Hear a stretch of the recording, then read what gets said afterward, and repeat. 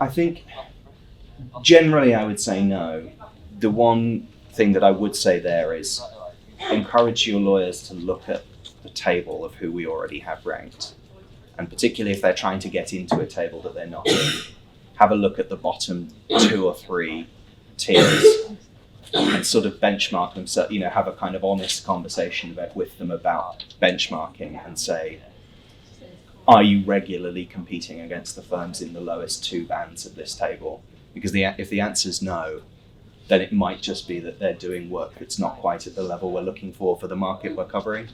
But other than that, and perhaps very, very, very specialized service practices where it's very, very slim and not a big focus for the firm.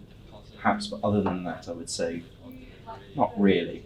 I don't know if you guys think differently. Well, I would never say if a firm feels that they've got a good practice in which they're regularly doing work in that practice area, I would say any firm of any size should always feel, or even an individual, if they want to put in a submission just for them, I'd always encourage everyone to do that. I think the only time I'd maybe caution is if a particular practice area or type of work has just sort of sprung up recently, putting in sort of a speculative submission before it's really taken hold, because we're unlikely to look at a submission that's come from a firm, or we will look at it, but from a firm that's never been ranked in a particular area before, that's got 3 matters on it.